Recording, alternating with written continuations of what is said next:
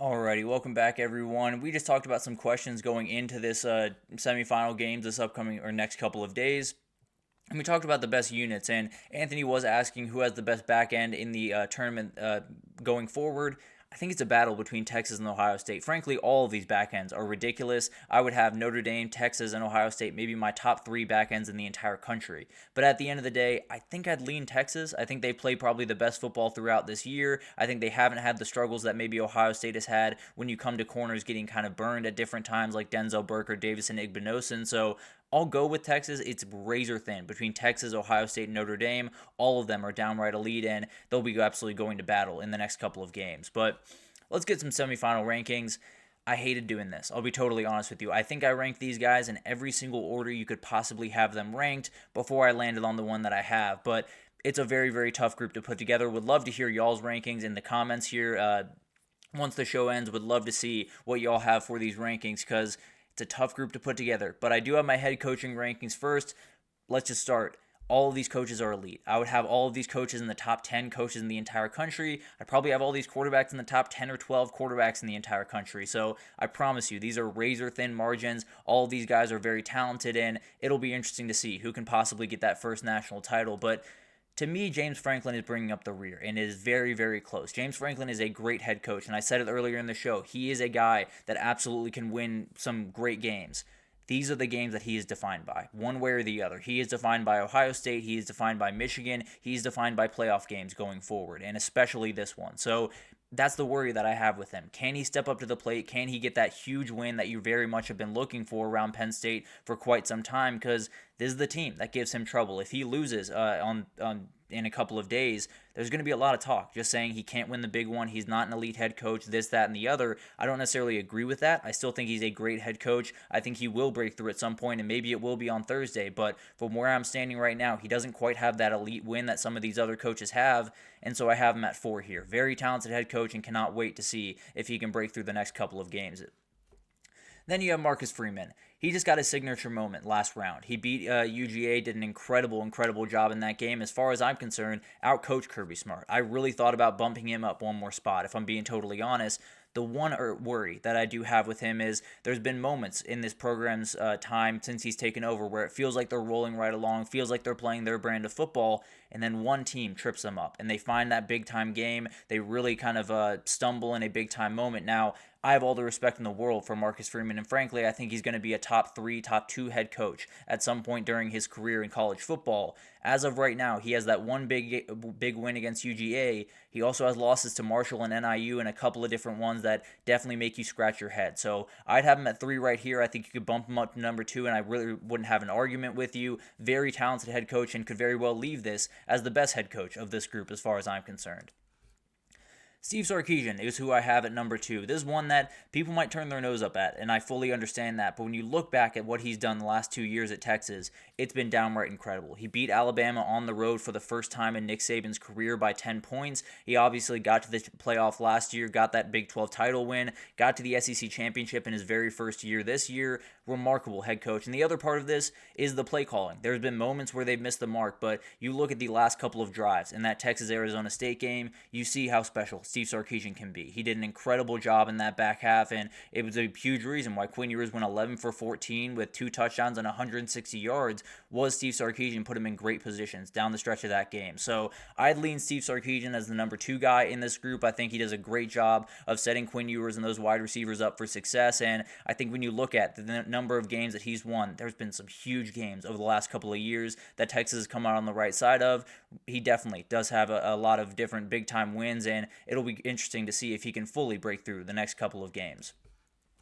Ryan Day is the best coach of this group, and I understand that people are going to be questioning it, but you might not like it. This is the best group. This is the best coach left in this thing. He has coached in multiple CFPs, has been in the national title, has gotten his team to compete every single year. I get it. That Michigan game is a totally different beast and definitely something that he has to worry about. But frankly, when he is not coaching against Michigan compared to when he's coaching against Michigan, he's an entirely different person. He's a very, very good head coach. He has tons of pressure on him right now, so he's going to have to make sure he keeps his fastball alive the next couple of games. But the reality is, very, very talented head coach and absolutely someone that I would called the best head coach left in this thing, and I think could very well solidify himself as the second best head coach in this sport in the next couple of games. And then we get to the quarterbacks. Once again, these are all very, very good quarterbacks. All of them are remarkably talented. All of them have some big-time wins in their career. All of them are relatively veteran at this point. Now, Drew Aller might be a little bit younger than some of these other guys, but the reality is all of them are playing great football. You've seen what Riley Leonard has done the last couple of games. Drew Aller is ripping the ball all over the field. Will Howard is on another level from where I've seen him, and Quinn Ewers finished the ASU game with probably the best run of plays that we've seen in the CFP thus far. So, going to be awesome to watch these quarterbacks go at it. As far as I'm concerned, Riley Leonard brings up the rear here. Very good quarterback and can make tons of plays with his legs, can absolutely throw the ball downfield.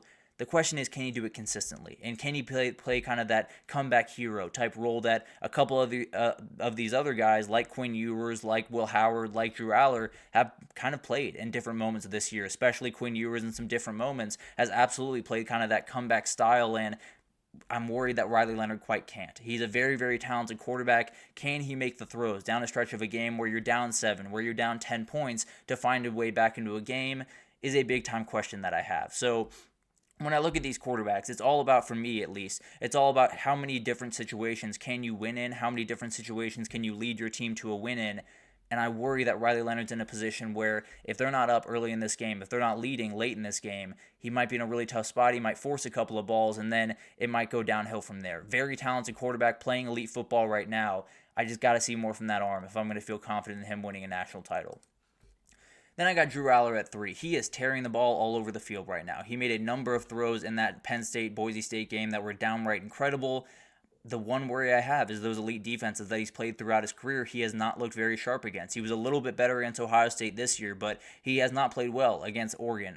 He played well against Oregon, Played really well against Oregon, did have those couple of mistakes, though. That is something that we're going to have to talk about. But Ohio State, Michigan, he has struggled mightily in those games. Notre Dame is right on that level. They are downright elite all over the field. Xavier Watts will be lurking back there. The edge rushing talent with Tui Alamaka is downright incredible. It's going to be a really, really tough challenge for this kid. The talent is downright insane, and frankly, if I was drafting these quarterbacks tomorrow, he would be the first quarterback I take. I think when you look at a pro prospect and you look at what he could be, he would definitely be my number one quarterback in this group. But when I look at what he's done against some of the elite defenses that he's played, gotten a little bit nervous. So definitely something to watch. Could take a huge step forward and possibly go into the NFL draft like we talked about a little bit earlier, but one of those guys that absolutely has all the talent in the world. Haven't quite seen him step up in that big-time moment yet. That's why I have him here at 3. Will Howard, this one was really tough. I almost put him at number 1, I'll be totally honest with you. But the way that I look at his career and the way I look at really this year thus far, the last 2 games feel like more of an outlier than the rest of the year has. Now, that doesn't mean that he can't still play great football. It doesn't mean that he hasn't found it the last couple of games, and that's just the quarterback that he is going forward. But the possibility is very real. At the end of the day, I still worry about his ability to possibly step up in those big moments game after game after game. Very, very talented quarterback and has all the ability in the world, but I think there is a moment where maybe a couple of those mistakes pop up, and we talked about it earlier. Does one mistake become 2, become 3, become 4, and then you're really rolling downhill? That's the question that I have for Will Howard. I think he's played probably the best football of any quarterback in this group in the CFP. I still do have my worries about the stuff that happened before the CFP and what could possibly happen with a couple of mistakes down the stretch here. I got Quinn Ewers number 1. I fought myself here. I'll be totally honest with you. I thought about flipping him and Will Howard. I thought about sliding Quinn Ewers down to number 3, if I'm being totally honest with you. But I look at it this way. It is a combination of experience in this game, the past game, big game performances, and the confidence that gives him a little bit of an edge in this competition, where he is remarkably confident in this offense. He is a guy that absolutely has some big-time performances against Alabama, against Oklahoma State in the Big 12 championship last year, even against Washington in that CFP game. He played some really good football, and then you saw the way he finished that ASU game, 11 for 14, 160 yards, 2 scores. That is a downright elite player. He only threw 16 passes before that. Definitely was able to get into rhythm the last couple of minutes and played incredibly, incredibly well. He's had his fair share of mistakes, and I'm not arguing that there are moments that they definitely want back if you're Quinn Ewers, but the reality is he has all the experience in the world that you could possibly want. He is absolutely someone that has played on this level where none of these other quarterbacks really have played on the semifinal level of the CFP. He is someone that is in total control of his offense throughout his career, and I think he's someone that has the slowest heart rate, and those big time moments, I don't think he's going to get rattled as much as these other guys will. So I got Quinn Ewers number one. I think you could rank these quarterbacks in literally any order, and I probably would agree with you. They are very, very talented guys, and they're all playing really good football right about now. The way that I see it, I would lean towards the experience. I would lean towards the big time experience, big game experience, and that's what Quinn Ewers has over these guys, just a little bit over these guys. So I'd lean Quinn Ewers in that quarterback battle. I'd lean Ryan Day in the coaches battle. I think it's a very good battle both ways. I think you could rank all of them both ways, and I would have no problem with that if I'm being totally honest with you. So love to see y'all's rankings. If you want to drop them in the comments, would love to see those, and definitely would love to see where y'all landed on them, because I landed about 10 different ways on them, if I'm being totally honest. So it'll be interesting to see how this unfolds, and these rankings could change quite a bit as we move forward throughout this tournament. Maybe Quinn Ewers plays terrible football against Ohio State and he drops all the way down. Maybe Ryan Day doesn't coach well against Texas and he drops all the way down. So a lot of different things that could happen over the next little bit, and definitely will be coaches and players that will have a lot of pressure on them in the next couple of days. Will have to execute at a ridiculously high level. But that'll do it for this edition of the GSMC College Football Podcast, brought to you by the GSMC Sports Network. Your support means a lot to us, so please remember to subscribe to the show, leave a positive review. It does make a huge difference.